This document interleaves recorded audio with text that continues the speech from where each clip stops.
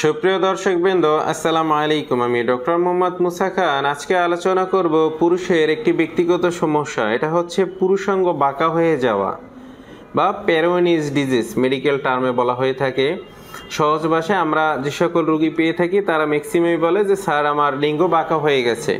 তো এই বাঁকা হয়ে যাওয়ার কারণ কি?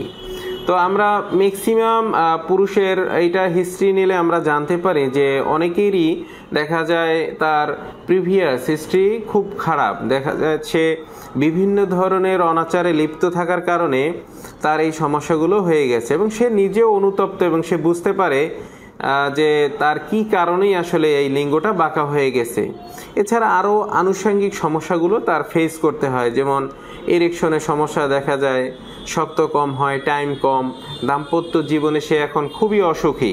দর্শক, যারা বয়সের শুরুতে বুঝে হোক বা না বুঝে হোক, যারা অতিরিক্ত মাস্টারবেশন বা হস্তমৈথুন করেছে তাদেরই এই লিঙ্গ বাঁকার সমস্যা বা লিঙ্গের বক্রতা বা লিঙ্গের শেপ নষ্ট হয়ে যাওয়া এই সমস্যায় বেশি ভুগে থাকে।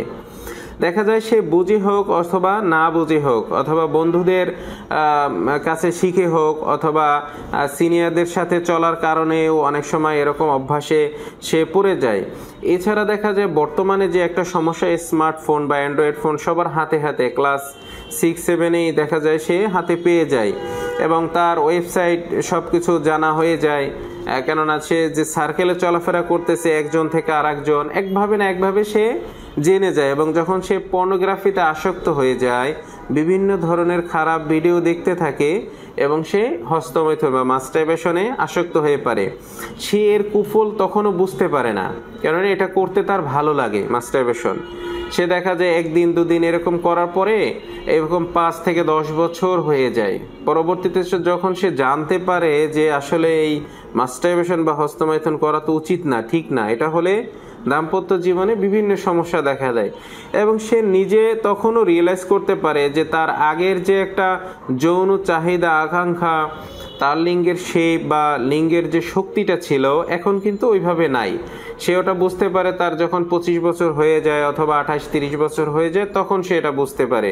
তখন সে কিছু করারও থাকে না এবং হয়তো সে এর আগেও ট্রাই করেছে যে এটা কিভাবে ছাড়া যায়, কিন্তু তখন এটা করতে তার ভালো লাগে। ডোপামিন হরমোন ওইভাবেই নিঃসৃত হয় যখন সে এটা করে, তার সুখের যে হরমোনগুলো এগুলো বেশি রিলিজ হয়।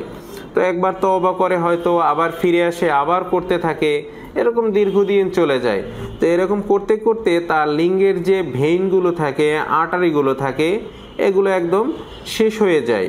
কেন, লিঙ্গে তো কোনো হাড় থাকে না, লিঙ্গ মূলত আর্টারি, ভেসেল, টিস্যু এইসব দিয়ে তৈরি হয়। তো আপনার এই যে হাত তো একটা শক্ত জিনিস, এটা দিয়ে যদি আপনি অতিরিক্ত ঘষাঘষি করেন এবং এটা অভ্যাসে পরিণত করে ফেলেন, প্রতিদিন একবার দুবার অথবা প্রতিদিন রেগুলারলি করতে থাকলেন র্যান্ডম, এরকম বছরের পর বছর কেটে যায়, তো সেক্ষেত্রে 100% আপনার এই লিঙ্গ ক্ষতিগ্রস্ত হবে এবং লিঙ্গ টিস্যু ক্ষতিগ্রস্ত হওয়ার পরে লিঙ্গ একদিকে বেঁকে যাবে। এটাই মূলত পেরোনিজ ডিজিজ বা লিঙ্গ বাঁকা হয়ে যাওয়া। তো এটা হলে বিভিন্ন জটিলতা দেখা দেয় তার দাম্পত্য জীবনে।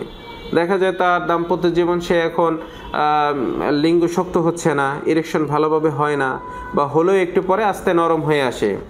আবার দেখা যায় অনেকের এই যে অভ্যাসের কারণে দেখা যায় খারাপ পর্ন ভিডিও বা খারাপ কিছু চিন্তা করে যখন আপনি মাস্টারবেশন করবেন, তখন দেখা যায় এটা খুব দ্রুত ফেলার একটা চিন্তা থাকে, বীর্যটা যেন খুব দ্রুত বের হয়। তো এই অভ্যাস তখন দাম্পত্য জীবনও হয়ে যায়। তো ওয়াইফের কাছাকাছি গেলে দেখা যায় অনেক সময় ঘষাঘষি করলে অথবা 1 মিনিট 30 সেকেন্ডে তার বীর্য বেরিয়ে আসে এবং লিঙ্গের যে আগের শেপ ছিল 5 ইঞ্চি হোক 6 ইঞ্চি হোক যে ছিল, এটা থাকে না। তখন দেখা যায় 3 ইঞ্চি, 3.5 ইঞ্চি বা সর্বোচ্চ 4 ইঞ্চি হয় এবং এটা ভালোভাবে শক্ত হচ্ছে না, গোড়াটা চিকন, আগাটা মোটা, এরকম নানা ধরনের জটিলতায় পড়ে যায়। সেই সাথে দেখা যায় অনেকের যে লিঙ্গের উপরে রগগুলো ভেসে যায়, এই রগগুলো দেখবেন প্রথমে কিন্তু ভিতরে থাকে, কিন্তু অতিরিক্ত ঘর্ষণের ফলে রোগগুলো ফুলে ওঠে এবং রগের মাঝে দেখবেন ছোট ছোট প্লাগের মতো সৃষ্টি হয়, গোটা গোটা হয়ে যায়। তো যারা এই ভিডিওটি দেখতেছেন অবশ্যই আজকে থেকে এই মাস্টারবেশন, অতিরিক্ত মাস্টারবেশন করা বন্ধ করুন, তা না হলে দেখবেন আপনারও একটা পর্যায়ে পেরিওনিস ডিজিজ হয়ে গেছে। তো যাদের এই পেরিওনিস ডিজিজ হয়ে গেছে তাদের হচ্ছে হোমিওপ্যাথিতে খুব ভালো চিকিৎসা রয়েছে। কিছুদিন ওষুধ খেলে এই পেরিওনিস ডিজিজ পুরোপুরি ভালো হয়। দেখা যায় আপনি একজন ভালো ডাক্তার দেখালে এটা 3 থেকে 4 মাস ওষুধ খেলে এটা ভালো হয়। আর এলোপ্যাথি সিস্টেমে দেখা যায় কি এটা বিভিন্ন ইনজেকশন অথবা সার্জারিতে গেলে এটা হিতে অনেক সময় বিপরীত হয়ে যায়। তো সেফ, পার্শ্ব প্রতিক্রিয়ামুক্ত হোমিওপ্যাথিক চিকিৎসা নিন, ইনশাআল্লাহ পেরিওনিস ডিজিজ থেকে পুরোপুরি সুস্থ হতে পারবেন। তো সবাই ভালো থাকেন। আসসালামু আলাইকুম।